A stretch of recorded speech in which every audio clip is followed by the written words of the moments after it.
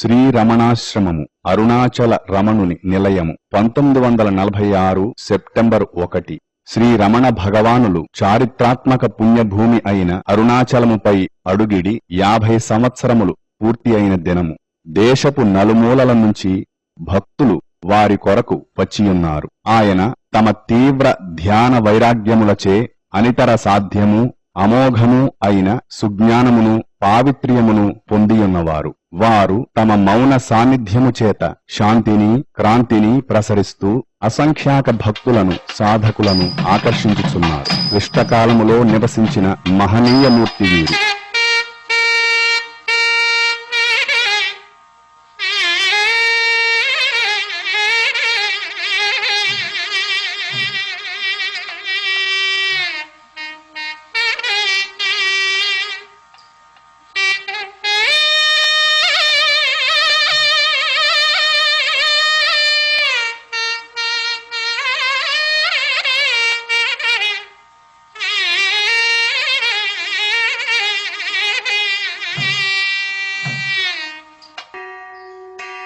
దక్షిణ భారతదేశంలోని మధురై పట్టణానికి 30 మైళ్ల దూరంలో తిరుచులి గ్రామం ఉన్నది. ఇక్కడి భూమినాథేశ్వర దేవాలయంలో పరమశివుని ఉత్సవమైన ఆర్ద్ర దర్శనమును ప్రతి సంవత్సరం ప్రజలు ఎంతో భక్తి శ్రద్ధలతో జరుపుకుంటూ ఉంటారు. 1879వ సంవత్సరము డిసెంబర్ 29వ తేదీ వచ్చిన ఈ ఆర్ద్ర దర్శనోత్సవ సందర్భముగా భక్తులు ఆ రాత్రి నటరాజమూర్తి తిరుచులి వీధులలో ఊరేగించుచున్నారు.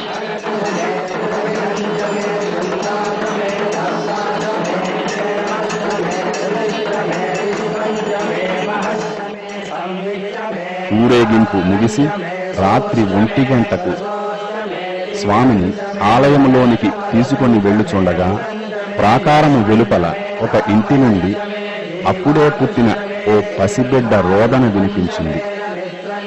ఆ బిడ్డయే వెంకటరామన్, తరువాతి కాలములో ప్రపంచ ప్రఖ్యాతిగాంచిన భగవాన్ శ్రీ రమణ మహర్షి.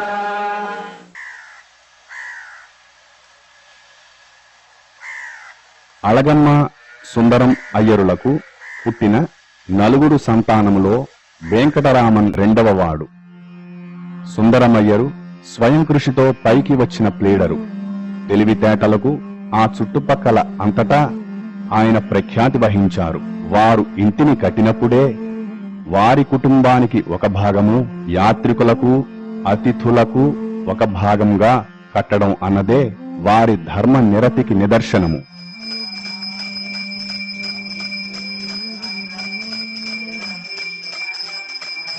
నేడు ఆ ఇల్లు నిత్య పూజలకు నిలయమై ఒక దేవాలయంగా తరచు యాత్రికులచే దర్శింపబడుతోంది.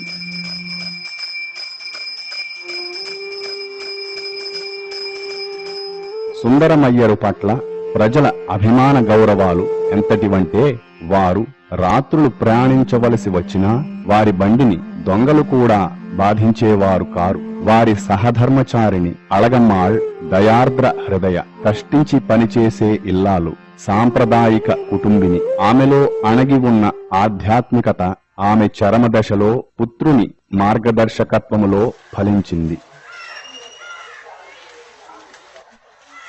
వెంకటరామన్ తన ఈడు బాలురతో కలిసి ఆ ఊరి ఎలిమెంటరీ స్కూల్కు వెళ్లేవాడు.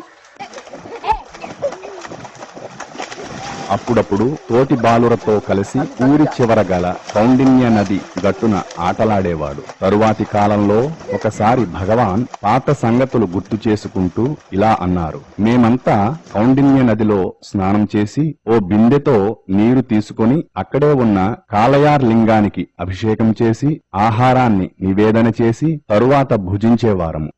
పక్క ఊరి పిల్లలు కూడా మాతో కలిసేవారు. చీకటి పడే వరకు ఆడుకొని ఇంటికి చేరుకునేవారం. ఈ విధంగా వెంకటరామన్కు 12 ఏళ్లు గడిచాయి. 1891లో పై చదువుల కోసం దిండిగల్ మున్సిపల్ హైస్కూలులో చేరేందుకు దిండుగల్లు నందలి బంధువుల ఇంటికి వెంకటరామన్ను పంపారు. దిండిగల్లు పట్టణం తిరుచులికి ఉత్తర దిశగా 70 మైళ్ల దూరంలో ఉన్నది.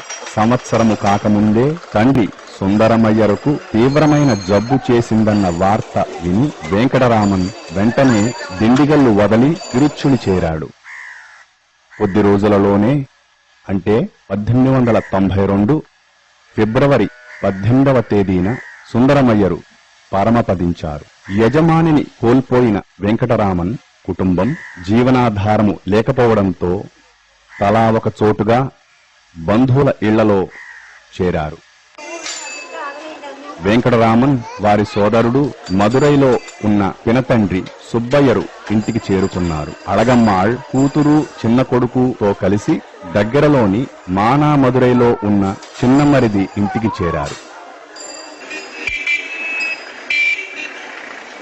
మీనాక్షి దేవాలయంతో విలసిల్లే మదురై ఎంతో కోలాహలంగా ఉండే పెద్ద పట్టణం. మొదట వెంకటరామన్ స్కాట్స్ మిడిల్ స్కూల్లో చదువుకొని తరువాత అమెరికన్ మిషన్ హై స్కూల్లో చేరాడు. అప్పటికే ఈ బాలుడు చదువులో బాగా పైకి రాలేడని అందరికీ అర్థమైంది. ఆటల పట్ల అతనికి అత్యంత ఉత్సాహం. చదువంటే పరమ నిర్లక్ష్యమే కాని అతనికి కల అద్భుత జ్ఞాపక శక్తి అతని పెద్దలకు ఒక విధమైన ఊరటను కలిగించేది. ఇప్పటి వరకు వెంకటరామన్ జీవితానికి ఒక అర్థమో లక్ష్యమో లేదు. వైఘానదిలో ఈతలు కొట్టడం, ఆటల పోటీలలో పాల్గొనడమే ఎంతో ఇష్టమైన పనులుగా ఉన్నాయి. మంచి ఆరోగ్యం, బలం కలిగి ఉండడం వల్ల అందరిలోనూ అతనిదే పైచేయి. వెంకటరామన్ యొక్క అసాధారణమైన లక్ష్యానికి అనుగుణమైన మొట్టమొదటి సూచన అతని 16వ జన్మదినానికి కొంత ముందుగా 1895 నవంబరులో జరిగింది. తన బంధువు ఒకరిని వెంకటరామన్ ఎక్కడి నుంచి వస్తున్నారు అని అడిగాడు. అందుకు అరుణాచలం నుంచి అని సమాధానం. అరుణాచలం అన్న పదం వెంకటరామన్ను దిగ్భ్రాంతుణ్ణి చేసింది. అరుణాచలం అంటే ఎంతో పవిత్రమైనదని మాత్రము అతనికి తెలుసు. కాని ఎవరైనా అక్కడికి నిజంగా వెళ్లగలరు అనేది మాత్రం అసాధ్యం అనుకునేవాడు. రెండవ సూచన త్వరలోనే కనపడినది. వెంకటరామన్ పినతండ్రి 63 నాయనమార్ల చరిత్రలను తెలిపే పెరియ పురాణము అన్న గ్రంథమును ఇంటికి తెచ్చారు. ఆ గ్రంథమును చదివిన వెంకటరామన్కు భగవంతుని కొరకు ఎవరికైనా ఇంత శ్రద్ధ, విశ్వాసము ఉండునా అని ఆశ్చర్యము కలిగింది. ఆ త్యాగమయ జీవిత గాథలు వెంకటరామన్ మనసులో బాగా నాటుకుని తాను కూడా వారి వలనే కావాలన్న తీవ్ర కోరికను ప్రేరేపించాయి. కొద్ది నెలల తరువాత ఆ కోరిక పరాకాష్ఠనందుకున్నది. హఠాత్తుగా అతని జీవితంలో పెద్ద మార్పు సంభవించినది. వెంకటరామన్ ఒకరోజు మధురైలో పినతండ్రి ఇంటి మేడమీది గదిలో ఉండగా అతనిని తీవ్రమైన మరణ భయం ఆవహించినది. ఆరోగ్యం బాగానే ఉన్నది. అంత భయ తీవ్రతలోనూ అతను ఎవరి సహాయమును అర్థించకుండా నేను మరణించబోతున్నాను అని అనుకున్నాడు. ఊహించని ఈ హఠాత్ పరిణామము అతనిని అంతర్ముఖుణ్ణి చేసినది. మరణమంటే ఏమిటి? చనిపోవునది ఏది? చనిపోయేది ఈ శరీరమేనా అన్న ముఖ్య ప్రశ్నలు అతనిలో రేకెత్తాయి. వెంటనే అతను చనిపోయిన దేహపు స్థితిని అనుకరించాడు. ఆ భావ తీవ్రత వలన నిజంగానే అతనికి కాళ్లు కట్టెవారి, పెదవులు బిగిసి, కన్నులు మూతబడి, శ్వాస నిలిచిపోయింది. శరీరం శ్మశానానికి కొనిపోబడి కాల్చివేయబడుతుంది. కాని శరీరానికి భిన్నమైన నన్ను మరణము స్పృశించలేదు. అమరమైన ఆత్మనే నేను అన్న సత్యం అతనిలో స్ఫుటంగా స్ఫురించింది.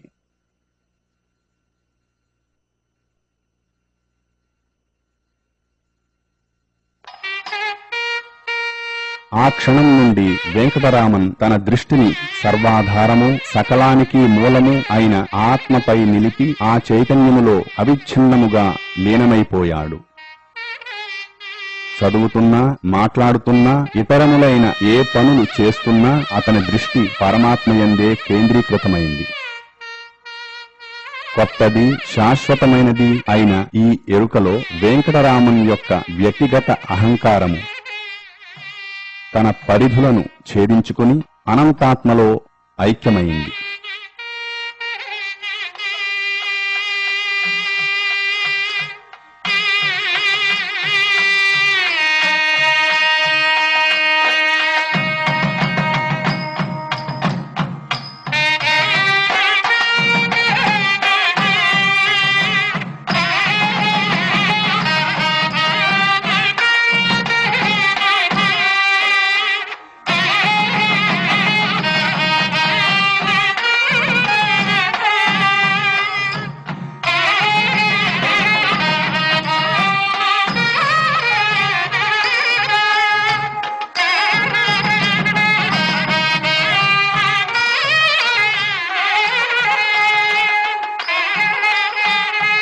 ఈ కొత్త అనుభూతి అతని జీవితాన్ని, ఆసక్తులను హఠాత్తుగా మార్చివేసింది.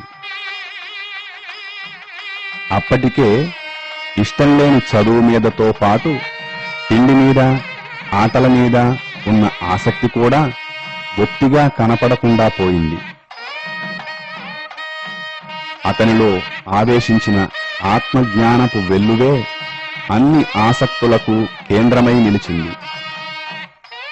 ప్రత్యేకంగా అతనిని ఆకర్షించిన విషయమంటూ ఏదైనా ఉంటే ఒక్క మీనాక్షి దేవాలయం మాత్రమే. ప్రతి సాయంత్రం ఆ గుడికి ఒంటరిగా వెళ్లి సుందర శివుని ముందరనో, మీనాక్షీదేవి ఎదుటనో, నటరాజస్వామి వద్దనో, నాయనార్ల సన్నిధినో భావోద్వేగములో మునిగి గంటల తరబడి ఉండిపోయేవాడు. వెంకటరామన్కు జ్ఞానోదయము కలిగిన సుమారు 2 నెలలకు అనగా 1896 ఆగస్టు 29వ తేదీన అతని జీవితంలో అత్యంత క్లిష్టమైన పరిస్థితి ఏర్పడింది. ఇంగ్లీషు గ్రామరు పాఠం రాద్దామని అతను ఎంతో ప్రయత్నించసాగాడు. కాని ఈ చదువు యొక్క నిష్ఫలత్వం ఒక్కసారిగా గ్రహించిన అతడు కాగితాలను విసురుగా తోసివేసి పద్మాసనస్థుడై ధ్యానములో లీనమయ్యాడు. వెంకటరామన్ ఎదురుగా కూర్చొని దీనినంతా గమనిస్తున్న అతని అన్న, ఇటువంటి వాడికి ఇవన్నీ ఎందుకో అన్నాడు. కొంతకాలంగా వెంకటరామన్ స్థితిని, చేష్టలను గమనిస్తున్న అతని అన్న సాధువులాగా, సన్యాసిలాగా బ్రతుకుదల్చుకున్న వానికి ఈ చదువు సంధ్యలు ఎందుకో అని అర్థం వచ్చేలా చిరాకుపడ్డాడు. ఈ మాటలలోని సత్యం వెంకటరామన్కు బోధపడి ఎక్కడికి వెళ్లనా అన్న ఆలోచన కలుగగానే అరుణాచలం అని స్ఫురించింది. తనకు స్పెషల్ క్లాసు ఉన్నది, తాను వెళ్లుతున్నాను అని అన్నతో చెప్పగా అన్న క్రింద పెట్టెలో 5 రూపాయలు తీసుకుని నా కాలేజ్ ఫీజు కట్టేసి వెళ్ళు అని చెప్పాడు. అనుకోకుండా ప్రయాణానికి అన్నగారే ధన సహాయం చేసినట్లయింది. వెంకటరామన్ పిన్ని వడ్డించగా అన్నం తిని ఒక జాబు వ్రాసి కనపడునట్లు పెట్టి బయలుదేరాడు. పాత రైల్వే మ్యాప్ను చూసి తిరువణ్ణామలైకి దగ్గరనున్న స్టేషను దిండివనంగా గుర్తుంచుకున్నాడు. అప్పుడతనికి తిరువణ్ణామలైకి రైల్వే లైను వేసినట్లు తెలియదు. వెంకటరామన్ ఇల్లు విడిచింది తన తండ్రిని వెతకడానికే కాని స్కూలుకెళ్లడానికి కాదు, అన్న ఫీజు కట్టడానికి కాదు. అతడు చీటీలో వ్రాసినది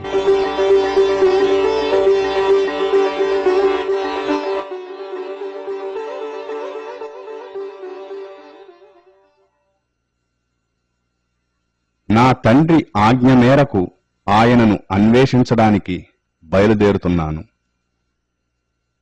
ఈ తలపెట్టినది పుణ్యకార్యమే, దీనికెవ్వరూ చింతించనవసరము లేదు, ధనవ్యయము చేయనక్కరలేదు.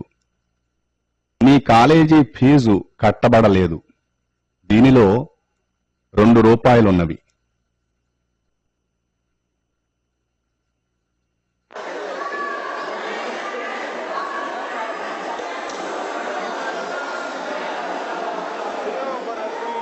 రైలు స్టేషను చేరి టిక్కెటు ధరల పట్టీలో దిండివనానికి ధర చూసి తెలుసుకున్నాడు.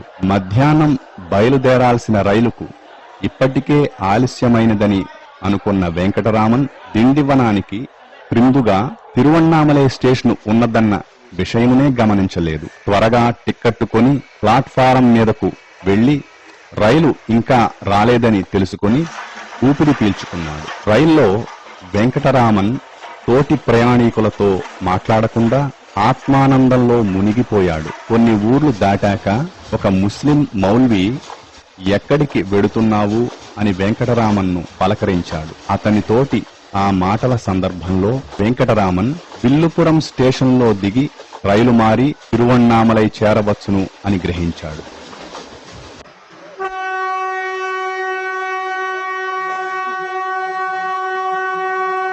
తెల్లవారకముందే రైలు విల్లిపురంలో ఆగింది. బాగా తెల్లవారిన తరువాత తిరువణ్ణామలై దారి చూపే గుర్తులు ఏమన్నా కనపడుతాయా అని వెంకటరామన్ వెతకసాగాడు. నడిచిపోవాలని అతని ఉద్దేశం. కాని దారిని కనుగొనలేక అలసి ఇంకా తలుపులు తెరువని ఒక చిన్న హోటల్ ముందు కూర్చున్నాడు. తరువాత తిరిగి రైల్వే స్టేషన్ చేరి తన దగ్గరున్న డబ్బుతో మాంబలంపట్టు అన్న ఊరికి టిక్కెట్టు కొన్నాడు.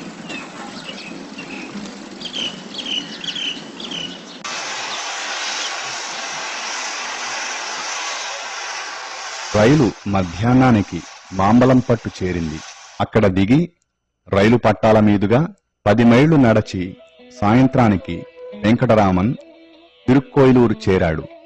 ఎదురుగా పెద్ద బండ మీద కట్టబడిన ప్రసిద్ధమైన అరయని నల్లూర్ దేవాలయం కనిపించింది. 1000 ఏండ్ల క్రిందట బాలభక్తుడు మహాత్ముడు అయిన జ్ఞాన సంబంధుడు మొదటిసారిగా ఇక్కడ నుంచే అరుణగిరిని దర్శించినది.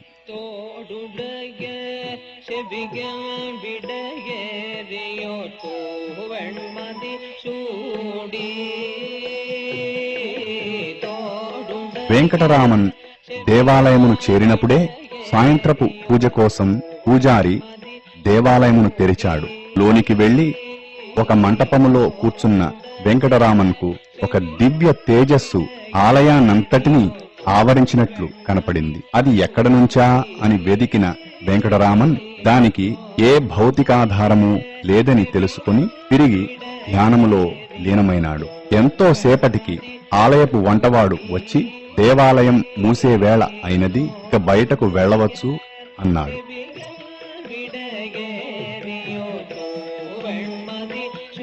ఆకలి అలసటలతో ఉన్న వెంకటరామన్ కొంత భోజనమును ఉండటానికి అవకాశమును కలిగించమని అతనిని అడిగినాడు. ఆ రెండు ఇక్కడ లభించవని, నదికి అవతల ఉన్న కీలూరు దేవాలయానికి వారితో కలిసి వస్తే అక్కడ పూజ తర్వాత ప్రసాదం దొరకవచ్చునని చెప్పాడు. కీలూరు దేవాలయం చేరి అక్కడ కూర్చున్న వెంటనే వెంకటరామన్ తిరిగి ధ్యానంలో మునిగిపోయాడు.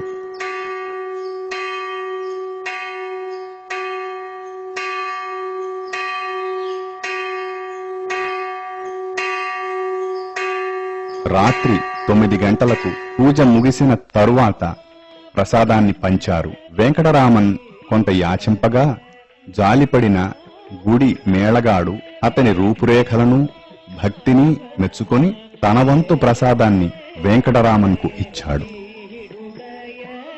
అప్పటికే ఎంతో అలసిన వెంకటరామన్ మంచినీళ్లకై అడుగగా దగ్గరలోనున్న ఒక ఇంటికి తీసుకువెళ్లారు. నీటికై వేచియుండిన వెంకటరామన్ అలసట వలన నిద్రయో మూర్ఛయో తెలియని స్థితిలో అచేతనంగా పడిపోయాడు. తెప్పరిల్లిన వెంకటరామన్ కొంచెం నీరు తాగి నేలపై పడిన ప్రసాదమును తిని అక్కడే పడుకుని నిద్రపోయాడు. మరునాడు ఆగస్టు 31వ తేదీ సోమవారము, శ్రీకృష్ణాష్టమి. వెంకటరామన్ నిద్రలేచి తిరిగి మళ్లీ అలసిపోయినాడు. ఆకలి వేస్తోంది. తిరువణ్ణామలై ఇంకా 20 మైళ్ల దూరంలో ఉన్నది. కీలూరు దేవాలయం దగ్గర ఉన్న ఒక ఇంటికి వెళ్లి భోజనానికై యాచించాడు. ఆ ఇంటి యజమాని ముత్తుకృష్ణ భాగవతార్. వారి సోదరి ఆ పిల్లవాని తేజస్సును చూచి ఈ పుణ్యదినం నాటి ఉదయమే ఇటువంటి బిడ్డడు కనపడినందుకు ఎంతో సంతోషంతో ఆదరించి అన్నం పెట్టింది. వెంకటరామన్కు తన చెవినున్న 20 రూపాయల విలువ కల కెంపుల పోగులు గుర్తుకు వచ్చి వాటిని ముత్తుకృష్ణ భాగవతార్ వద్ద కుదువపెట్టి 4 రూపాయలు తీసుకున్నాడు. ఆ 4 రూపాయలు తిరువణ్ణామలై చేరడానికి సరిపోతాయని అతని అంచనా.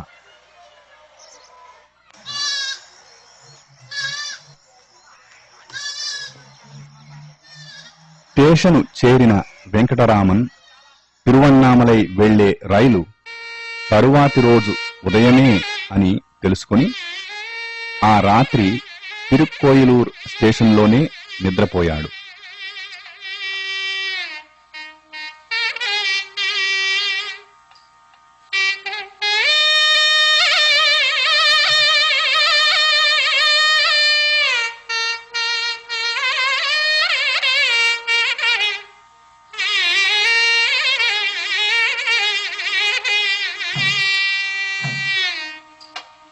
మరునాడు 1896 సెప్టెంబర్ 1 ఉదయం, అంటే ఇల్లు వదలిన 3 రోజులకు వెంకటరామన్ తిరువన్నామలై చేరుకొన్నాడు.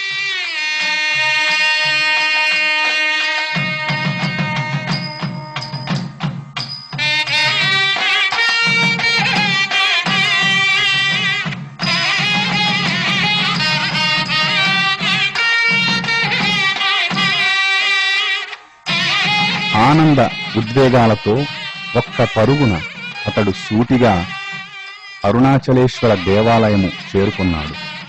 ఆలయంలో అతనికి స్వాగత సూచకంగా అన్ని ప్రాకార ద్వారాలు, గర్భగుడి కూడా తెరువబడి ఉన్నాయి. వెంకటరామన్ తండ్రి అరుణాచలేశుని సన్నిధిలో నిలిచాడు. అన్వేషణ పూర్తి అయింది. ప్రయాణం ముగిసింది.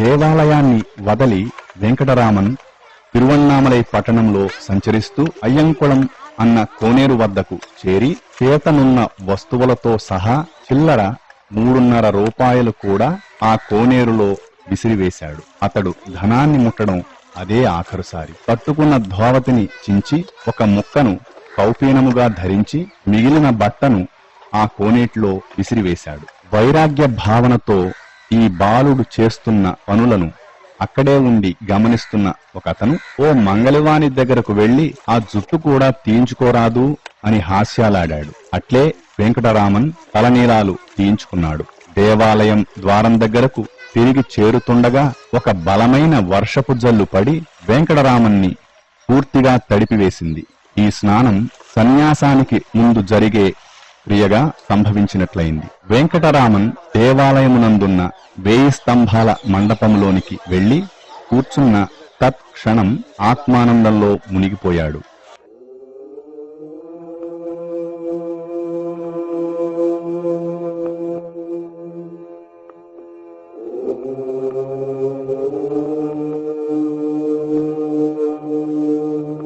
అహోరాత్రులు ఆనంద సాగరంలో కదలకుండా కూర్చున్నాడు. మౌనంగా అలాగే కొన్ని వారాలు గడిపాడు నిరంతరాయంగా.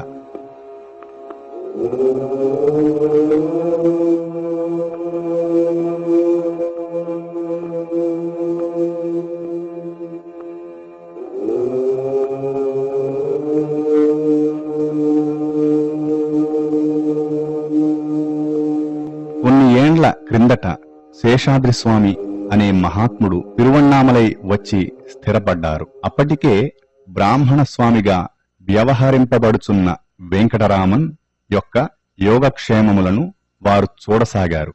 తమ ఈడువాడే అయిన ఇంకొక పిల్లవాడు ఇట్లా తపస్సు చేయడం చూసిన బాలురు కొందరు వెంకటరామన్పై రాళ్లు రప్పలు విసరసాగారు. వారిని ఆపడం శేషాద్రిస్వామికి సాధ్యం కాలేదు. ఈ అనవసర అలజడిని గుర్తించిన బ్రాహ్మణస్వామి 1000 కాళ్ల మంటపములోనే భూగృహములాగా ఉన్న పాతాళ లింగమునకు వెనుక కూర్చుని ఆత్మానందమునందు నిమగ్నమైనాడు.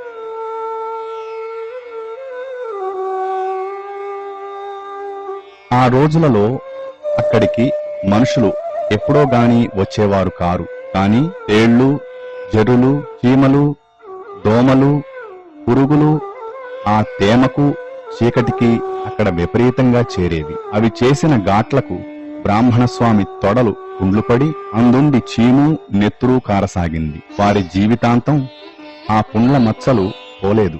ఆత్మానందంలో మునిగిన వారిని ఆ నరకప్రాయపు బాధ ఏమాత్రమూ కదిలించలేకపోయింది. ఒకరోజు పాతాళలింగములోనికి పిల్లలు రాళ్లు రువ్వడం గమనించిన శేషాద్రిస్వామి ఒక భక్తునికి ఈ సంగతి తెలిపారు. ఆ భక్తుడు వారిని తరిమి లోనికి వెళ్లి చూస్తే పరిసరాలు గుర్తెరుగక కూర్చుని ఉన్న బ్రాహ్మణస్వామి కనిపించారు.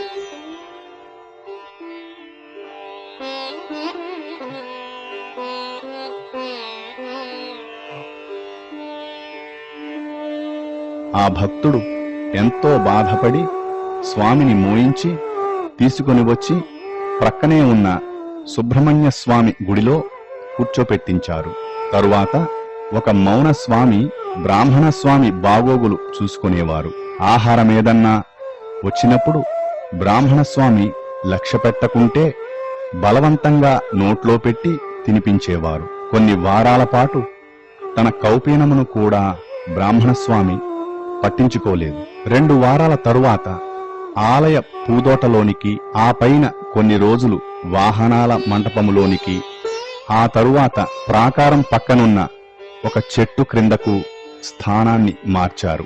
ఈ విధంగా పెద్ద గుడిలో బాహ్యస్మృతిని మరచి ఆనంద పారవశ్య స్థితిలో 6 నెలలు బ్రాహ్మణస్వామి గడిపారు. ఆ స్థితిలో అప్పుడప్పుడు తమ దేహం తమకు తెలియకనే కూర్చున్న స్థానమునందు కాక ఇంకొక చోటున ఉన్నట్లు స్వామి గుర్తించేవారు.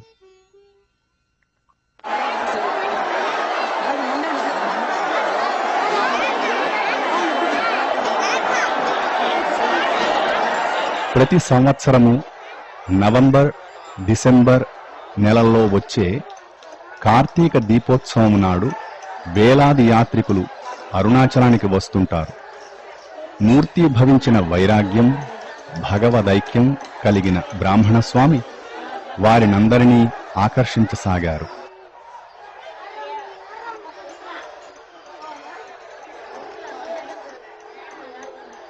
స్వామిని కనిపెట్టుకొని ఉంటున్న ఒక సాధువు యాత్రికుల వల్ల కలిగే ఈ ఉపద్రవము నుంచి వారిని కాపాడడానికి ఎంత ప్రయత్నించినా సాధ్యం కాలేదు.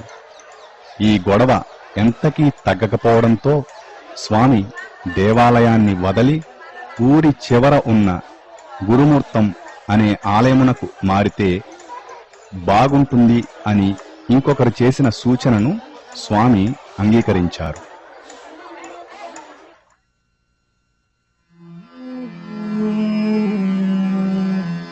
తిరువన్నామలై వచ్చిన 6 నెలలకు స్వామి అరుణాచల దేవాలయాన్ని వదలి ఊరు బయటనున్న గురుమూర్తమునకు 1897 ఫిబ్రవరిలో వెళ్లారు.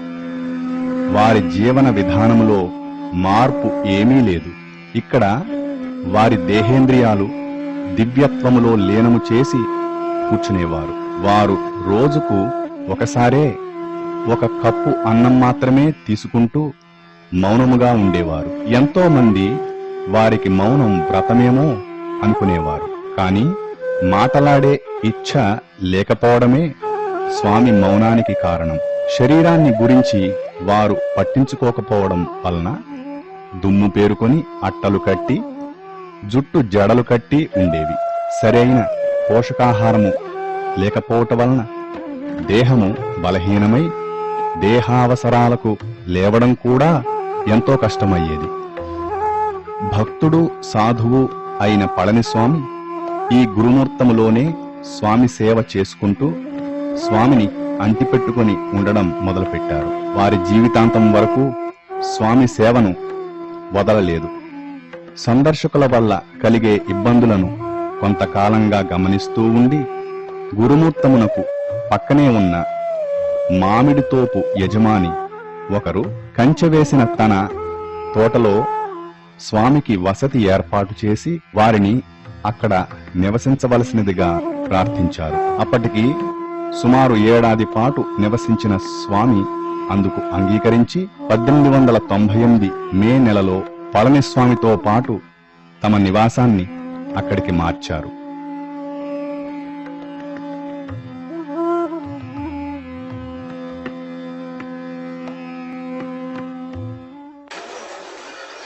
ఆ సమయంలో మధురైలో వెంకటరామన్ పినతండ్రి గతించారు. వారి అంత్యక్రియల సమయంలో ఆ దుఃఖపూరిత కుటుంబానికి వెంకటరామన్ ఒక గొప్ప స్వామిగా పేరు గడించి తిరువణ్ణామలలో ఉన్నారన్న వార్త చేరింది. వెంకటరామన్ తల్లి అళగమ్మ ఆతృతతో తన ఆఖరు మరిది నెల్లియప్ప అయ్యర్ను తిరువణ్ణామలై వెళ్లి తన కొడుకును వెంట పెట్టుకుని రమ్మని పంపింది.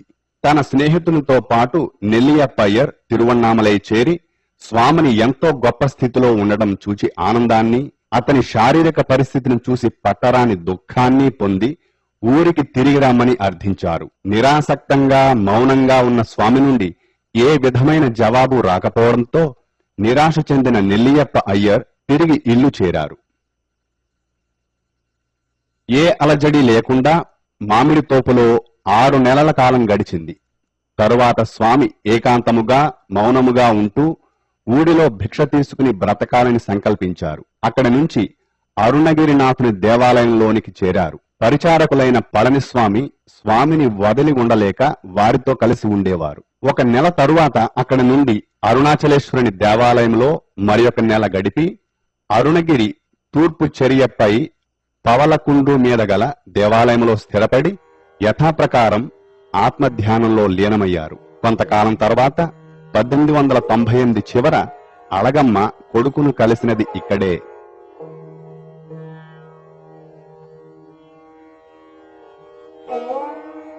కొడుకును చూడాలన్న ఆతృతతో మెట్లెక్కి చూడగా జడలు కట్టిన జుట్టు, మట్టి కొట్టుకున్న శరీరము కలిగినప్పటికీ మాతృ హృదయం తత్క్షణం కొడుకును గుర్తించింది. క్రింద ఊరిలో ఉంటూ ప్రతిరోజు కొడుకు దగ్గరకు వెళ్లి బతిమాలి నచ్చచెప్పి చివరకు నిష్ఠూరాలాడి కొడుకును ఇంటికి తీసుకుని వెళ్లడానికి ప్రయత్నించింది. ఆమె ఆశలను సమూలంగా నాశనం చేస్తూ స్వామి అక్కడ నుండి లేచిపోయారు. చుట్టూ ఉన్న భక్త బృందం అమ్మ బాధ చూడలేక ఆమెకు ఏదో ఒక జవాబు చెప్పమని స్వామిని ప్రార్థించారు. చివరకు స్వామి ఒక కాగితం మీద కర్త జీవులను వారి వారి కర్మానుసారము ఆడించును, జరగనది ఎవరు ఎంత ప్రయత్నించినను జరుగదు, జరుగునది ఎవరు ఎంత ప్రయత్నించినా జరిగే తీరును, ఇది తథ్యం కనుక మౌనమే ఉత్తమము అని రాసి ఇచ్చారు. స్వామి స్థిర నిశ్చయానికి తల వంచిన అమ్మ తిరిగి తన గ్రామానికి చేరుకుంది.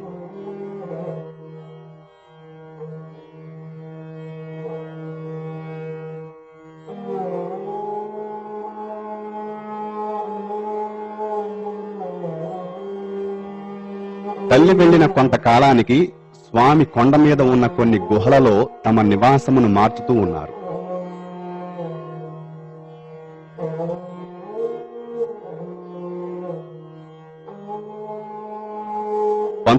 నుండి 1916 వరకు విరూపాక్ష గుహను తమ నివాసం చేసుకున్నారు.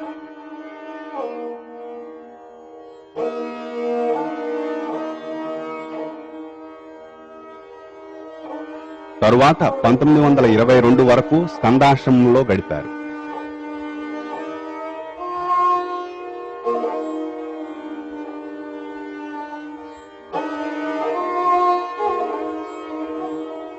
విరూపాక్ష దేవులు 13వ శతాబ్దానికి చెందినవారు. వారి సమాధి ఉన్న గుహకే విరూపాక్ష గుహ అన్న పేరు కలిగింది.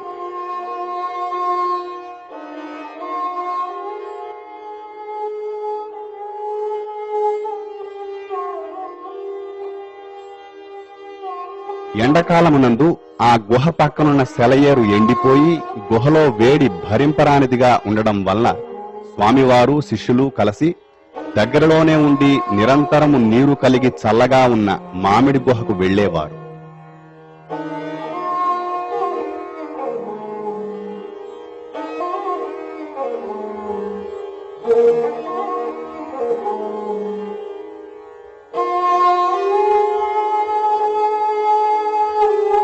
స్వామివారి మొదటి ఫోటో 1900 సంవత్సరములో వారు మొదట కొండ మీద చేరినప్పుడు తీయబడింది. అందులో స్వామి అందమైన యువకుడుగా, మహా తేజస్విగా, గాంభీర్యం ఉట్టిపడుతూ కనపడతారు. కొండ మీద గడిపిన మొదటి రోజులలో స్వామి మౌనంగా ఉండేవారు. ఎంతో మంది ఆయన తేజస్సుకు ఆకర్షింపబడ్డారు. త్వరలోనే వారి చుట్టూ ఆశ్రమం ఏర్పడింది.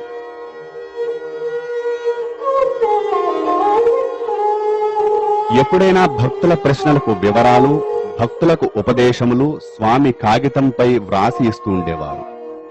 భక్తులకు శిక్షణ ఇవ్వడములో స్వామివారి మౌనము ఏ విధంగానూ అడ్డుకాలేదు. మౌనోపదేశమే శక్తివంతమైనది. అలజడిగా ఉన్న భక్తుల మనసులు స్వామి సన్నిధిలో శాంతించేవి. ఎంతో కాలముగా ఆశించిన ఆధ్యాత్మిక అనుభూతులు భక్తులకు అప్రయత్నంగా స్వామి సన్నిధిలో కలిగేవి. భక్తుల హృదయాలను సమూలంగా మార్చివేయగల శక్తి వారి మౌనమునకు ఉండేది.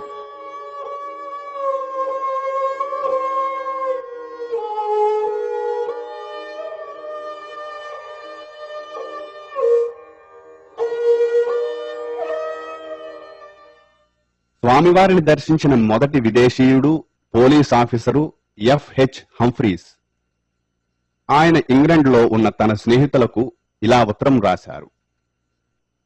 ఆ గుహను చేరిన మేము వారి పాదాల చెంత మౌనంగా కూర్చున్నాము. ఆయన సన్నిధిలో నేను దేహాతీత స్థితిని పొందినట్లు గ్రహించాను. ఒక అరగంట సేపు తమ గంభీర ధ్యానము నుండి చెదరని వారి కనులలోనికి మేము చూస్తూనే ఉన్నాము. వారి దేహము మానవ మాత్రము కాదని, భగవంతుని ఉపకరణం మాత్రమేనని మాకు అర్థమైంది. అచేతనంగా కూర్చుని ఉన్న వారి శరీరము నుండి భగవంతుడు బ్రహ్మాండమైన శక్తిని ప్రసరింపచేస్తున్నాడు. వర్ణింప నలవి కానిది ఈ అనుభూతి. శివప్రకాశం పిళ్ళై అన్న అతడు 1902లో ప్రభుత్వ ఉద్యోగరీత్యా తిరువణ్ణామలై వచ్చారు. యువకులైన బ్రాహ్మణస్వామి గురించి విని వెంటనే కొండమీద వారిని దర్శించి ఎంతో ప్రభావితులైనారు. అప్పటికీ మౌనముగా ఉన్న స్వామివారిని 14 ప్రశ్నలను వేశారు. స్వామి సమాధానములను వ్రాసి ఇచ్చారు. ఈ ప్రశ్నలు జవాబులు తర్వాతి కాలములో నేను ఎవడను అన్న పుస్తక రూపంలో వెలువడ్డాయి. ఈ చిన్ని పుస్తకము భగవానుల మొదటి ఉపదేశములుగా నేటికీ నిలిచి ఉన్నాయి. మహాపండితుడు, తపస్వి అయిన శ్రీ గణపతి మునీంద్రులు స్వామి ప్రథమ శిష్యులలో ఒకరు. వీరు బాల్యమునందే సంస్కృతమున మహాపాండిత్యము సంపాదించారు. వీరి జ్ఞాపక శక్తి మహాద్భుతమైనది. సహజ వినయ సంపన్నులు, తీవ్ర నియమము కలిగిన వారు, ఉన్నత భక్తి ప్రపత్తులు కలిగిన వారు ఈ గణపతి మునీంద్రులు. వీరి సాన్నిధ్యమే వీరి పట్ల భయభక్తులను కలిగింపచేసేవి. వీరు 25వ ఏటనే అనగా 1903లో పుణ్యక్షేత్రమైన తిరువణ్ణామలై తపస్సుకు అనుకూల ప్రదేశమని భావించి వచ్చారు. 1907లో వారికి కొన్ని సందేహాలు ఉత్పన్నమైనాయి. బ్రాహ్మణస్వామిని గురించి అప్పటికే విని దర్శించి ఉన్న గణపతి మునులు సందేహాల తాకిడికి తట్టుకోలేక ఒకనాటి మధ్యాహ్నం మండుటెండలో కొండమీద గుహలో ఉన్న స్వామివారి దగ్గరకు వెళ్లి సాష్టాంగ నమస్కారము చేసి ఆపుకోలేని ఉద్వేగముతో వణకుతున్న కంఠముతో, స్వామి, చదువవలసినది అంతయు చదివి తిని, వేదాంత శాస్త్రమును క్షుణ్ణముగా అర్థము చేసుకుంటుని, మనసు తృప్తి కలిగే వరకు జపములు చేసి తిని, కాని తపస్వరూపమును ఇప్పటి వరకు అర్థము చేసుకోలేకపోయి తిని, మీ శరణాగతుడను, దయచేసి తపస్సు యొక్క అంతరార్థాన్ని తెలియచేయండి అన్నారు. స్వామి మౌనముగా తదేకముగా గణపతి మునులను 15 నిమిషములు చూచి, నేను అనే భావన పుట్టుచోటును గమనిస్తే మనస్సు అందులో లీనమవుతుంది. అదే తపస్సు. మంత్రజపం చేస్తున్నప్పుడు ఆ మంత్రము పుట్టుచోటునందు మనసు లీనమవడమే తపస్సు అని వివరించారు. స్వామి నుంచి వెలువడిన కరుణాపూర్ణమైన సందేశము గణపతి మునిని అనిర్వచనీయమైన ఆనందములో ముంచివేసింది. వారు అప్పటి నుంచి స్వామిని భగవాన్ శ్రీ రమణ మహర్షి అని వ్యవహరింపవలెనని వారి శిష్యులను ఆదేశించినారు. ఎన్నో సంస్కృత శ్లోకములలో స్వామిని స్తుతిస్తూ రచించారు. అప్పటి నుంచి స్వామివారికి భగవాన్ రమణ మహర్షి అన్న పేర్లు వాడుకలోనికి వచ్చాయి. ఎక్కువగా స్వామి భగవాన్ అన్న పేరుతోనే వ్యవహరింపబడసాగారు. 1916వ సంవత్సరములో తల్లి అళగమ్మాళ్ తన శేష జీవితాన్ని భగవానుల వద్దనే గడుపవలెనని నిశ్చయించుకుని రమణుల వద్దకు వచ్చింది. పెద్ద కొడుకు గతించాడు. చిన్న కొడుకు నాగసుందరం భార్య కూడా పసిబిడ్డను మిగిల్చి మరణించింది. నాగసుందరం ఆ పసిబిడ్డను పిల్లలు లేని తన చెల్లెలు అలమేలుకు అప్పచెప్పి తాను కాషాయము ధరించి సన్యాస జీవితము స్వీకరించి తిరువణ్ణామలైలో అన్న దగ్గరకు చేరుకున్నాడు. అమ్మ వచ్చి చేరిన కొంతకాలానికి విరూపాక్ష గుహ నుంచి కొంచెము పైనున్న స్కందాశ్రమమునకు రమణులు మారారు. ఆ స్కందాశ్రమమునందు అళగమ్మ వంట పనులు చూడడం మొదలుపెట్టారు. కొడుకును సాక్షాత్తు భగవంతునిగా భావించిన అళగమ్మ స్వామివారి నుండి ఆధ్యాత్మిక బోధలు శిక్షణలు అందుకుంటూ ఉండినది. ఆఖరు రోజులలో తన ముక్తి కొడుకు చేతులలోనే ఉన్నదని గ్రహించిన అళగమ్మ కొడుకుకు దూరముగా పోయినప్పుడు మరణిస్తానేమోనన్న భయంతో ఒక్కరోజు కూడా స్వామివారి ఎడబాటును పొందలేదు. తనకు శరణు తన కొడుకే అని నమ్మి దేహము వదలు వరకు వారిని వదలలేదు. ఈ శరీరాన్ని రక్కసి పొదల్లో పడవేసినా సరే నీ చేతుల్లోనే నా ప్రాణం పోవాలి అని తరచూ ఆమె రమణులతో అంటూ ఉండేది. 1922 మే 19వ తారీఖున భగవానుల ప్రత్యేక స్పర్శతో ఆమె ప్రాణము హృదయమందు అణగిపోయినది. ఆమె ఆఖరు గడియలకు సాక్షిగా ఉన్న శ్రీ కుంజుస్వామి ఆ సంఘటనను ఇలా వర్ణించారు.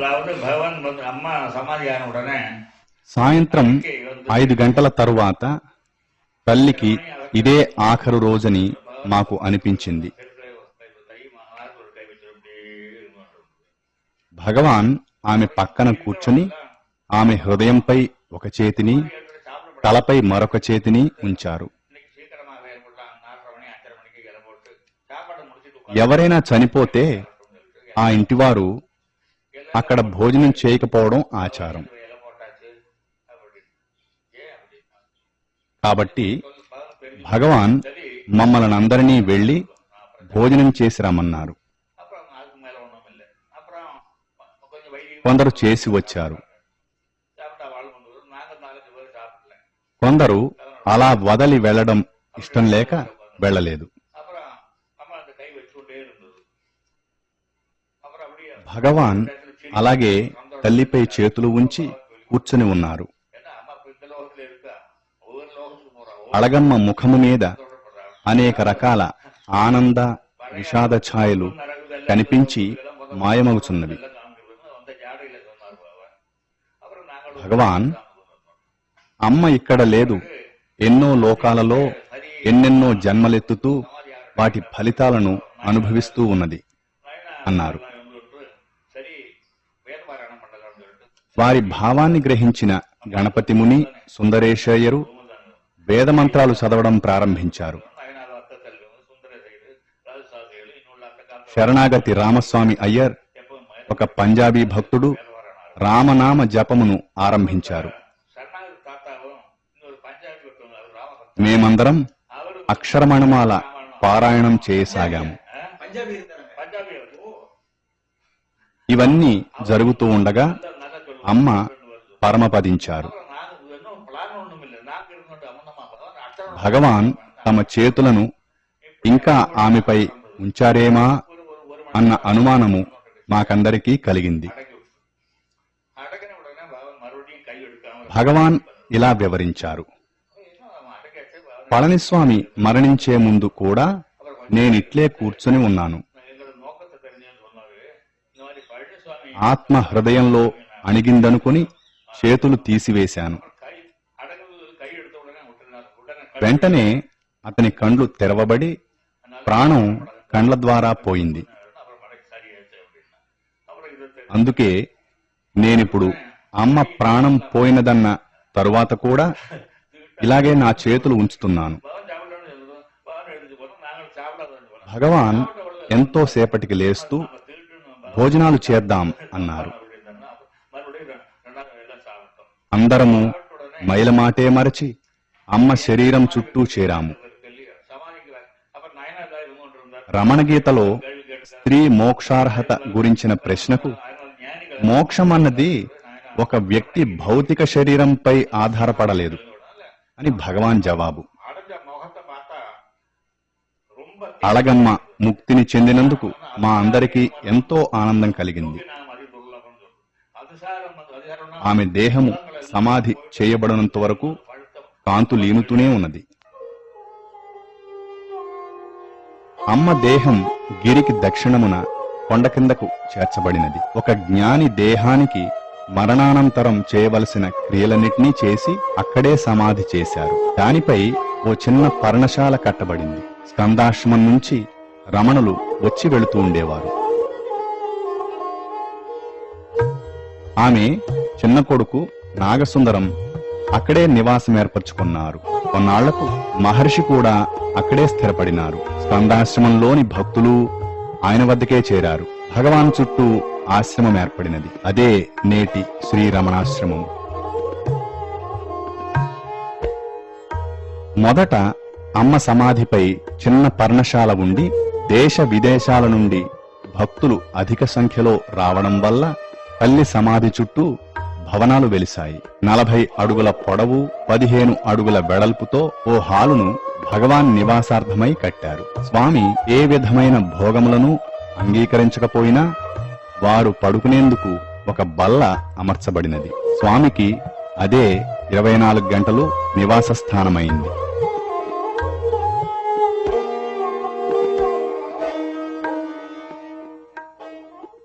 స్వామి స్థిరమైన దినచర్యను పాటించేవారు. అందు రోజుకు 2 సార్లు అరుణాచలంపైకి వెళ్లి వచ్చేవారు. స్వామివారు అరుణగిరిని అమితంగా ప్రేమించేవారు. అనుబంధం అంటూ ఉంటే వారికి ఒక్క అరుణాచలంతోనే అనవచ్చు. అరుణగిరి సాక్షాత్తు భగవంతుడే అని, భూగోళానికి ఇది కేంద్రమని, ఆధ్యాత్మికతకు కూడా ఇదే హృదయము వంటిదని శ్రీవారు సెలవిస్తూ ఉండేవారు.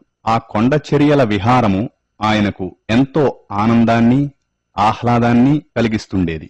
తన పాదం తగలని చోటే ఆ కొండ మీద లేదని భగవాన్ అన్నారు. అనాదిగా అత్యంత ప్రధానమైన ఆధ్యాత్మిక సాధనగా గుర్తింపబడిన 8 మైళ్ల గిరి ప్రదక్షిణం చేయమని భగవాన్ భక్తులను ప్రోత్సహించేవారు.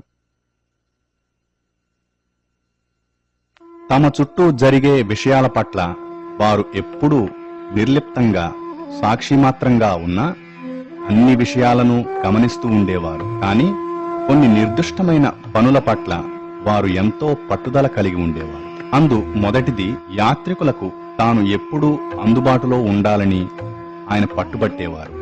తన నిర్వాణపు రోజు తల వాలిపోతున్న బలహీనతలో కూడా భక్తులకు దర్శనాన్ని ఆపరాదని వారు శాసించారు. సారవంతము, చక్కగా ఉండిన భోజనమే భక్తులకు ఇవ్వాలని వారి పట్టుదల. భగవాన్ భోజనము తయారు చేయడంలోనూ వంటను పర్యవేక్షించడంలోనూ ఎన్నో ఏండ్లు గడిపారు. భోజన విషయంలో కాని, ఇతర సౌకర్య విషయంలో కాని తనకంటూ చూపించే ఎట్టి ప్రత్యేకతైన భగవాన్ ఏమాత్రం సహించేవారు కారు. ఏదైనా మందు కాని, తినుబండారాలు కాని ఎవరైనా తీసుకుని వచ్చి ఇస్తే భగవాన్ నాకు మంచిదైతే అందరికీ ఎందుకు మంచిది కాదు అని అడిగేవారు. ఆ పదార్థాలను అక్కడ ఉన్న వారికందరకు పంచిన తరువాత తనకు ఇమ్మనేవారు.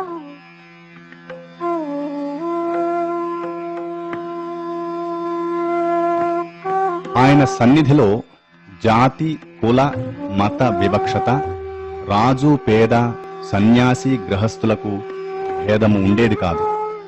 వారి సర్వసమత్వ భావము మానవ పరిధిని దాటి జంతువులకు, వృక్షాలకు, క్రిమి కీటకాదుల వరకు వ్యాపించింది.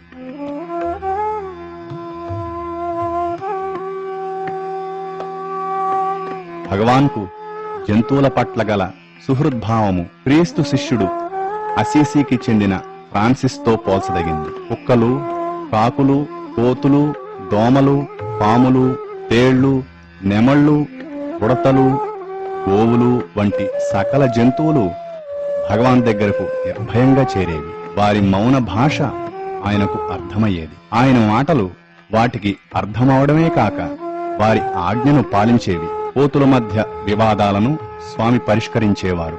చిరుతలు, పాములతో వారు మాట్లాడుతూ ఉండేవారు. సమస్త జంతుజాలము వారి కరుణను చూరగొని ఆయనను తమ రక్షకులని గుర్తించి వారి సన్నిధిలో బుద్ధిగా మసులుకునేవి. అన్ని జీవులు సమానమేనని, రమణాశ్రమంలో తన వద్దకు వచ్చే వాటికి సమాన ప్రతిపత్తిని ఇవ్వాలని వారనేవారు. ఆశ్రమ ప్రదేశము వాటిదేనని, మనమే వాటి స్థలాలను దురాక్రమణ చేశామని, వాటికే కనుక మాటలొస్తే అవి కూడా తమ హక్కు కోసం పోరాడేవని స్వామి అంటుండేవారు. ప్రతి జీవి, మనిషి నుండి క్రిమి కీటకాదుల వరకు అన్నీ అవినాశి అయిన పరమాత్ముని యొక్క అభివ్యక్తమే అని, జంతువులు కూడా ఆధ్యాత్మికంగా పురోగతిని సాధించగలవని, అరుదుగా అందుకొన్ని ముక్తిని కూడా పొందగలవని భగవానులనేవారు. ఇందుకు నిదర్శనం గోలక్ష్మి జీవితమే.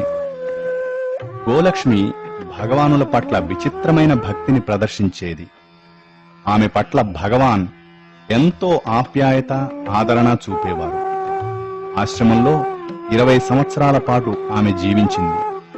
ఆమె అవసాన సమయాన భగవాన్ గోలక్ష్మి దగ్గరకు వెళ్లి, అమ్మా లక్ష్మి, నీ దగ్గరగా నేను కూర్చోవాలా అంటూ ఆమె తలను తన ఒడిలో తీసుకుని చెంపలను ఆమె చెంపలపై నుంచి ఆదరణగా చూస్తూ ఆమె హృదయపు స్వచ్ఛతకు, అది భగవంతునిపై లగ్నమై ఉండడాన్ని గుర్తించి వెళ్లిపోయారు. కొంతసేపటికి గోలక్ష్మి శాంతంగా దేహాన్ని చాలించింది. ఆమె అంత్యక్రియలు ఘనంగా జరిపి సమాధి చేశారు. సమాధిపై రాతితో చెక్కిన ఆమె విగ్రహాన్ని ప్రతిష్ఠించారు. భగవాన్ ఆమె ముక్తి పొందినదని ఒక చరమ శ్లోకాన్ని రచించి ఆమె సమాధి గోడపై చెక్కించారు.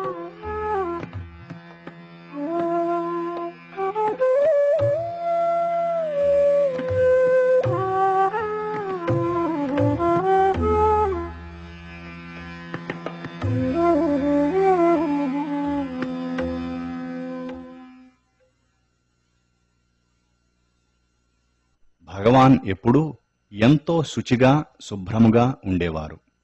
ఏనాడు ఏ విషయంలోనూ కాలనియమాన్ని దాటలేదు.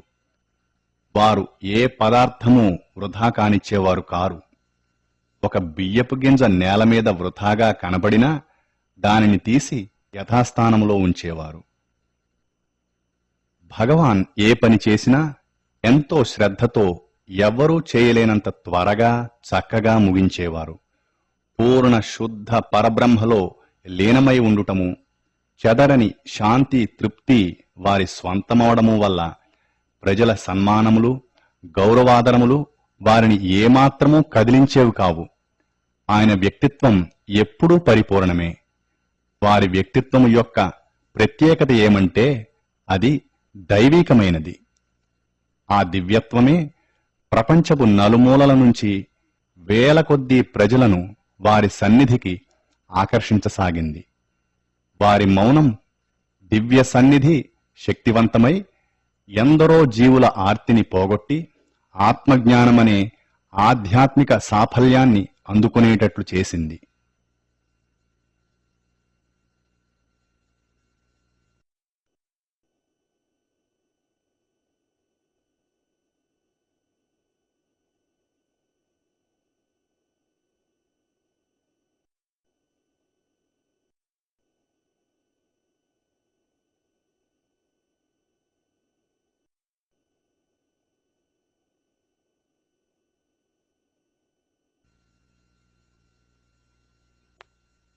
అటువంటి వారిలో ఒకరు రాజపాళయం రమణీ అమ్మాళ్.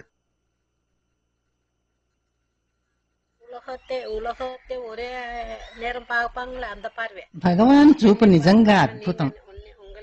ఆయన కన్నులలోకి చూడకుండా ఉండలేం. చూడగానే సమాధి స్థితి మాత్రం తథ్యం. హాలులో ప్రతి వారి అనుభూతి భగవానులు తమను చూస్తున్నారనే. వారి అనన్య కరుణ చేత అనుగ్రహ దృష్టి అందరిపై ప్రసరింపచేసేవారు. వారి కన్నులలోకి చూడగానే ధ్యానమంటే ఏమిటో తెలిసేది. వారు ఒకసారి నా వైపు అలాగే చూశారు. అప్పుడు నేను ఎంతోసేపు సమాధిలో ఉండిపోయాను. భగవాన్ వద్దకు ఉత్తరాలు రావడం వంటి మామూలు కార్యక్రమం జరుగుతోంది. కానీ నాకు బాహ్య స్పృహ, శరీర ప్రజ్ఞ లేకుండా పోయాయి.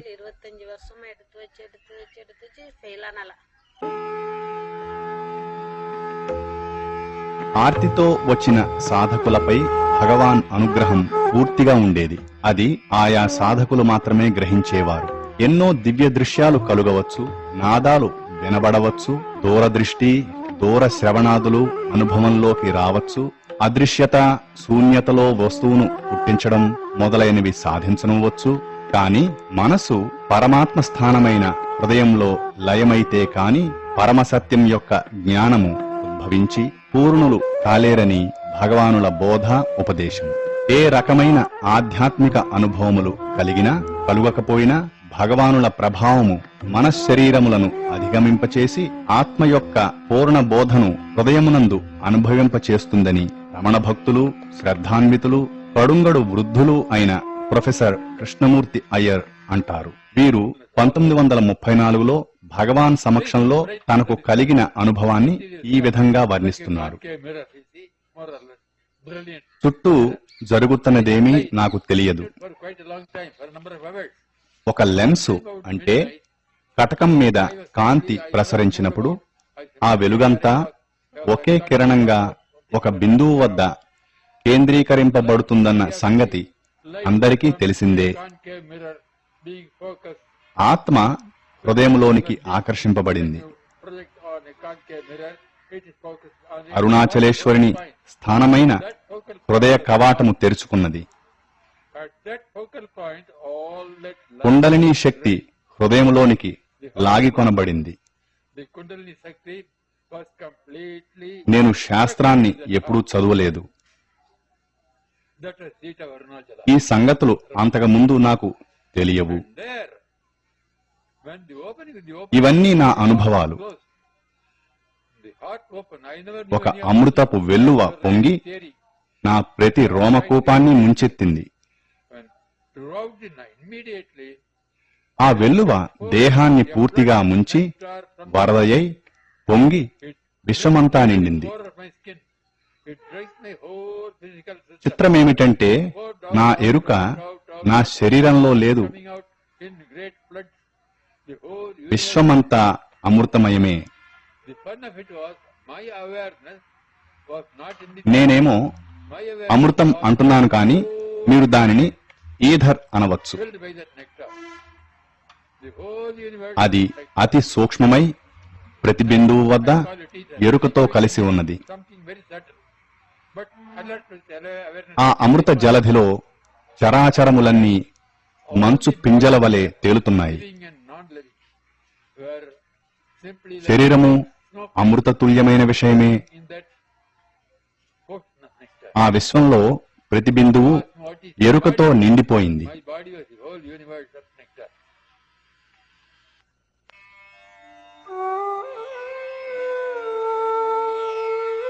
తన సన్నిధి మహిమతో, కటాక్ష వీక్షణాలతో భగవాన్ తన భక్తుల మనసులను అణచి పరిపూర్ణ సత్యాన్ని దర్శింపచేసేవారు. నిజమైన బోధ మౌనంతోనే జరుగుతుంది అనేవారు భగవాన్. అంత మాత్రం చేత వారు వాక్కులతో బోధించలేదని కాదు. ఆత్మ సాక్షాత్కారానికి వారు అనేక సాధనలను ప్రస్తావించినా ఆత్మ విచార మార్గమే పరమ శ్రేష్టమని తెలిపేవారు. మనసు నుంచి పుట్టే ప్రతి తలపుకు ముందుగా నేను అన్న తలపే తోస్తుంది. ఈ నేను అన్న తలపు కలిగిన తరువాతనే అన్ని రకాల తలపులు బయలుదేరుతాయి. మనసును బాగా అంతర్ముఖము చేసి ఆ నేను పుట్టు చోటును గమనించాలి. ఈ విధంగా హృదయపు లోతులకు పోయి నేను అన్న భావనను వెతికితే అది అణగిపోయి తత్క్షణమే మరి ఒక నేను లేచి అహం అహం అన్న స్ఫురణ తానుగా ప్రకాశిస్తుంది. ఈ కొత్త నేను నేను నేను అని అంటున్నా అది అహంకారం కాదు, పూర్ణమైన ఉనికి మాత్రమే. భగవానుల వద్దకు అన్ని మతముల వారు వస్తూ ఉండేవారు. వారు ఎవ్వరినీ తమ మతాన్ని మార్చుకోమని ఎప్పుడూ అనలేదు. భగవాన్ వారి ప్రశ్నలన్నిటినీ సావధానంగా విని చివరకు నెమ్మదిగా వారిని ఆత్మవిమర్శకు పూనుకోమని, నేనెవరో తెలుసుకుంటే అన్నీ తెలుస్తాయి అని బోధించేవారు. ఆనందం గురించిన ఒక ప్రశ్నకు బదులుగా భగవాన్, ఆనందమే నీ సహజ స్వరూపము. నీ శరీరముతో మనసుతో తాదాత్మ్యం చెంది దాని బంధాలను నీకు ఆరోపించుకొని దుఃఖిస్తున్నావు. నీ ఆత్మను తెలుసుకొని నిరతిశయానంద భాండాగారపు తలుపులు తెరు. నిజమైన ఆత్మయే సత్యము. అదే సర్వజీవుల యందలి ఆత్మ.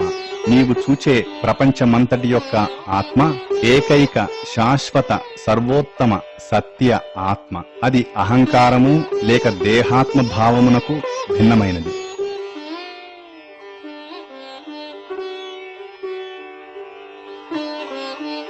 భగవాన్ ఎప్పుడూ ఎవరిని కుటుంబమును వదలమని కాని అరణ్యములకు వెళ్లమని కాని చెప్పేవారు కారు. నీ మనస్సే నీకు ప్రతిబంధకం.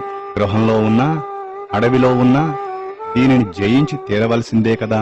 నీ విధులు నీ వ్యవహారాలు నీ ఆధ్యాత్మిక సాధనకు అడ్డుకారాదు.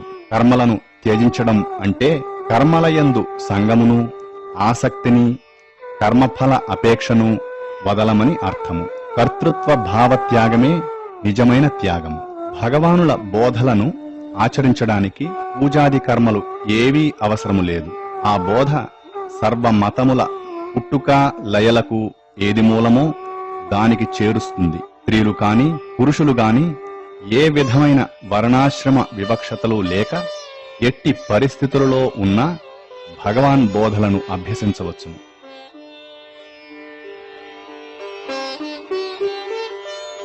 వారి బోధలు వారి జీవితంలో ప్రతిఫలించేవి. నిజానికి వారి జీవితం ఆత్మజ్ఞానమనే మహోన్నత స్థితికి నిదర్శనం.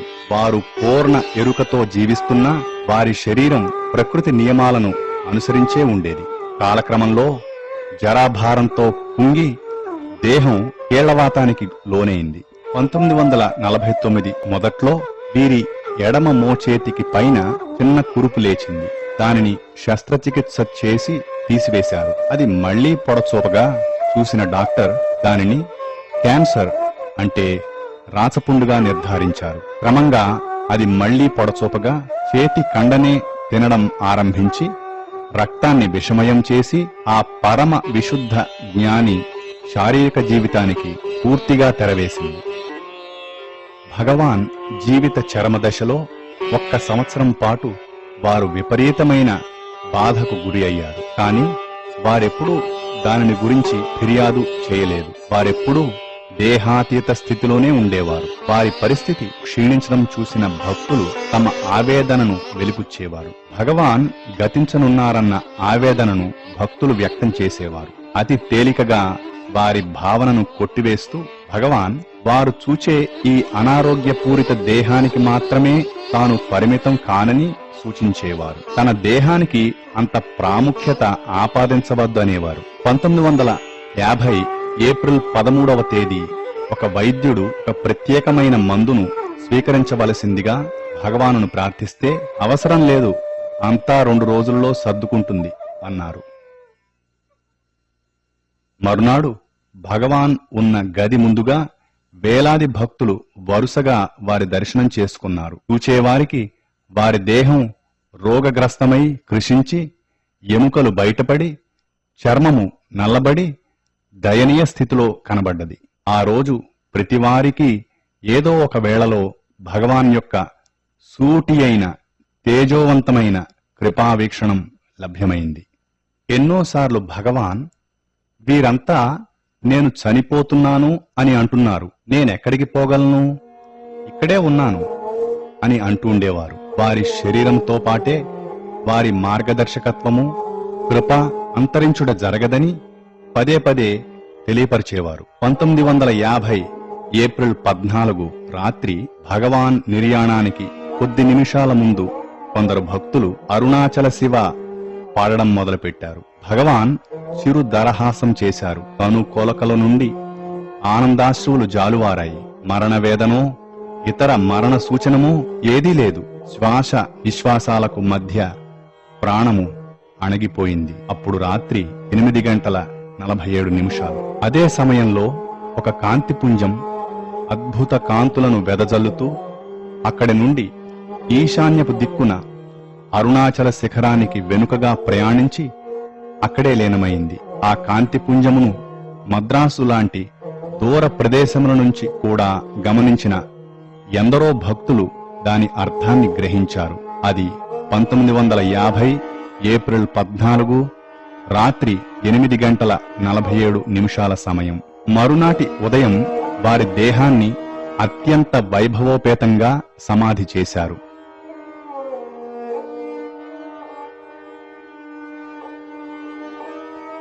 ఆ సమాధిపై ఒక లింగము ప్రతిష్ఠింపబడింది. ప్రజావాహిని మెల్లగా ఆ ప్రదేశము నుంచి కదలి వెళ్ళింది.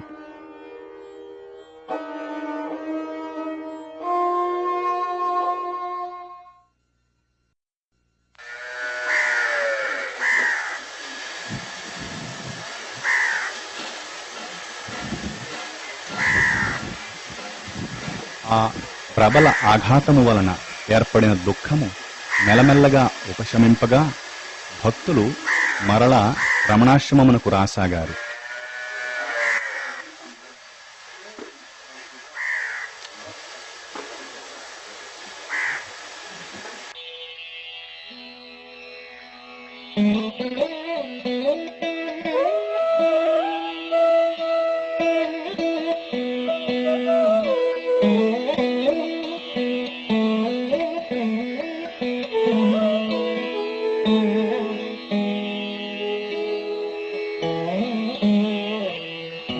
నేను చనిపోతానంటున్నారు, నేను ఎక్కడికి వెళ్ళగలను, ఇక్కడే ఉన్నాను అన్న భగవాన్ పలుకులు ఎంత సత్యమో భక్తులు త్వరలోనే తెలుసుకున్నారు. అప్పటికన్నా ఇప్పుడే రమణులు గురువై వారి హృదయములలో నుండి సాధకులను నిర్దిష్ట మార్గము వైపే దృష్టిని ఉంచగలిగేలా అనుగ్రహిస్తూ మార్గదర్శకులవుతున్నారు.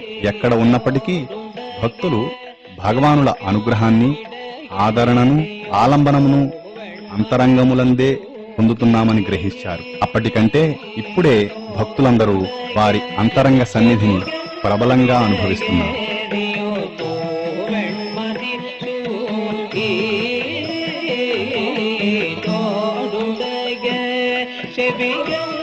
భగవానుల శరీర త్యాగము తరువాత వారి కీర్తి దినదిన ప్రవర్ధమానమవుతూ ఉన్నది. కాలం గడిచే కొలది వేలాది ప్రజలు ఇప్పుడు రమణుల సమాధి వద్దకు వచ్చి వారి సన్నిధి ప్రభావాన్ని గుర్తిస్తున్నారు. ఎన్నో గృహాలు, కుటీరములు రమణాశ్రమం చుట్టూ వెలిశాయి.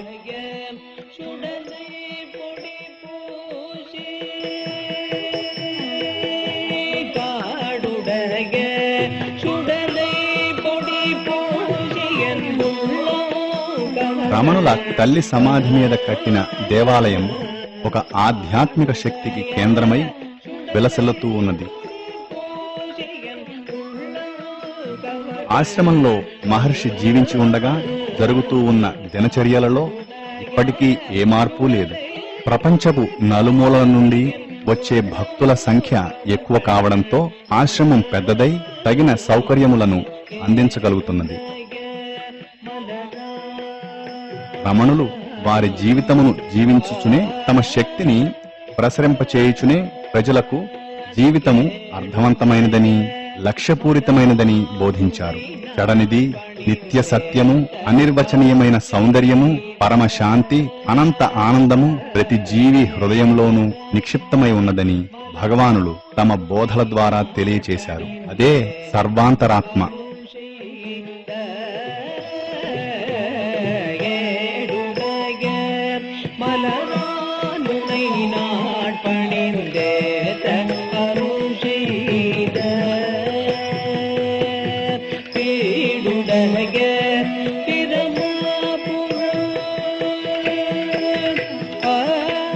శ్రీ రమణాశ్రమ సందర్శనము భగవాన్ శ్రీ రమణ మహర్షుల దివ్య సాన్నిధ్యముతో అనుసంధానము చేస్తుంది.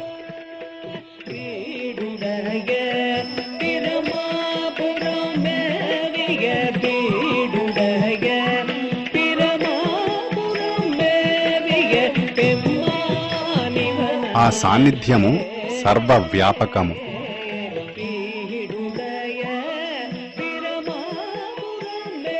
అది ఉన్నది ఇక్కడే ఇప్పుడే, సర్వాంతరాత్మ.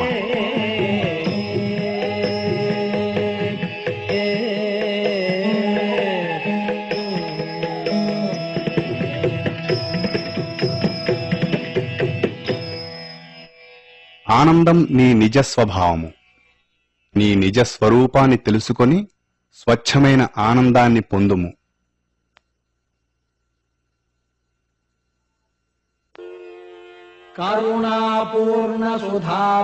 కరుణాపూర్ణ సుధాబ్ధే కరనికరముచే నిఖిలము కబళించెడి ఓ అరుణాచల పరమాత్మా, అరుణుడగుమ సువికసింప అంబుజమనమున్.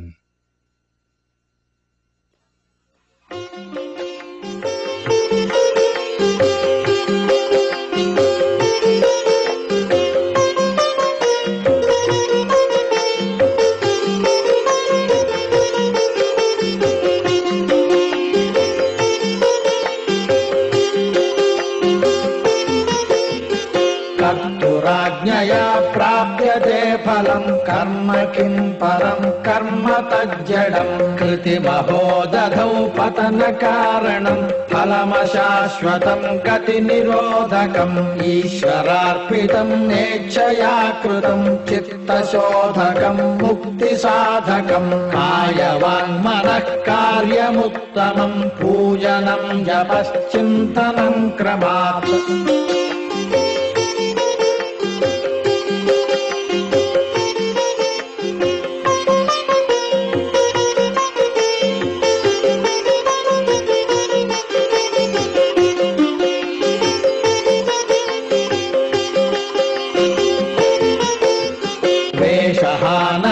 స్వాత్మదర్శనం ఈశదర్శనం స్వాత్మరూపతః ఆత్మసంస్థితిః స్వాత్మదర్శనం ఆత్మనిర్భయాదాత్మనిష్ఠత జ్ఞానవర్జితా జ్ఞానహీనచిత్ జ్ఞానమస్తికం జ్ఞాతుమంతరం కిం స్వరూపమిత్యాత్మదర్శనే అవ్యయా భవా పూర్ణచిత్సుఖం.